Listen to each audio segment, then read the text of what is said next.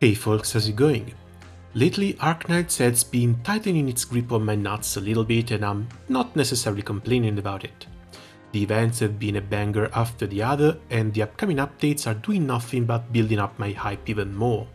Stultilfera Abyss was amazing and I'm really looking forward to Gavil's event, as well as Chapter 11 and Il Siracusano.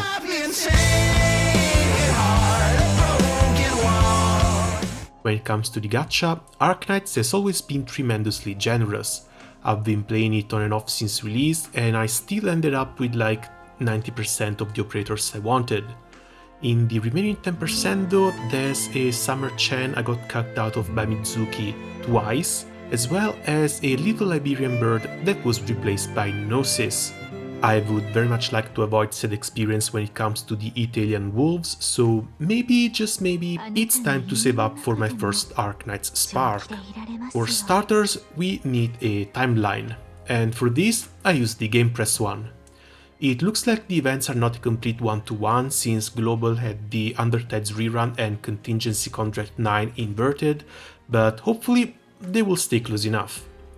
Going from Stultilfera Abyss to Il Siracusano took a whole 184 days, a little over 6 months. Hopefully this will be enough time to save up rolls without having to consider the monthly card or extra purchases, even though, as long as I'm enjoying a game, I'm not really against blowing a few bucks here and there. Next up, it's time to sum up the rewards from said events. CC9 looks like won't have any random or Originite Prime, which felt a bit weird. I can't remember if it ever did, so I guess it's just mats and a very nice free 5-star. The Undertides rerun brought 3 tickets and 2k random in the rerun shop. No Originite Prime here since I had everything cleared already. On top of that, the extra Gladia tokens made up for 70 yellow certs, which I'll be turning into tickets. After buying Surtur, I can't say I'm looking forward to anyone else. The CN banner list shows a Silver Ash, a Mountain and a Saga I could trade certs for, but I'm not too fond of the first two, and while I do want a Screaming Doggo, I'm going to pray she comes home on her own from some off-rate up roll. For the next 6 months, I'll be turning everything into tickets. Lingering Echoes looks like a standard event, bringing 29 Originite Prime and 3 tickets. This is also the release event for Ebenholz, who is an easy skip, and will be paired up with the stationary security service and the new module upgrade system. I hear SSS is quite the hellish grind and I can't find any random or OP in the event preview, so on we move to Dorothy's Vision, another standard event for 27 Originite Prime and 3 more tickets. And this is where saving up is going to hurt a bit. She looks great and she's likely going to be a very fun trapper to play around with, but she's not limited, so I'm going to have to pray to RNGesus to get her later on.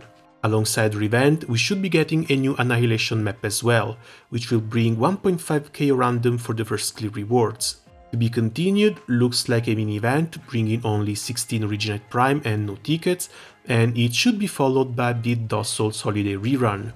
I think I've played most of it, but I'm not sure if I've cleared all the stages and challenge modes. I do have a pot 6 tequila, so the rewards here might be a bit off.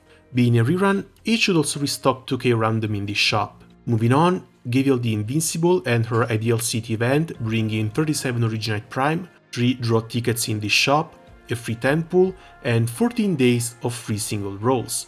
This should also have one of the mineral extraction login bonuses.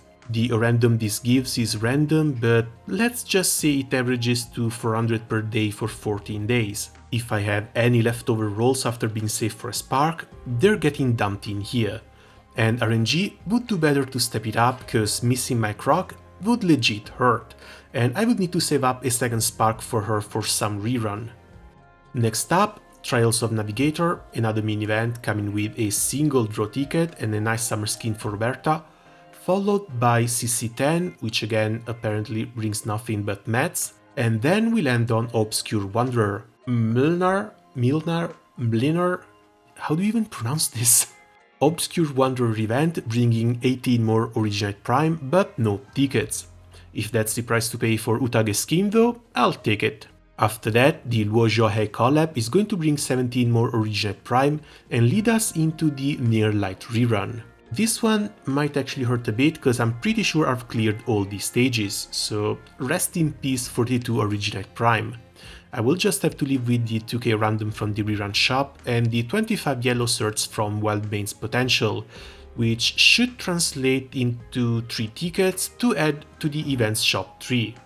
Next up, we should get the release for Integrated Strategies 3, but if the rewards from the second one are anything to go by, it will just be mats, LMD and a free operator.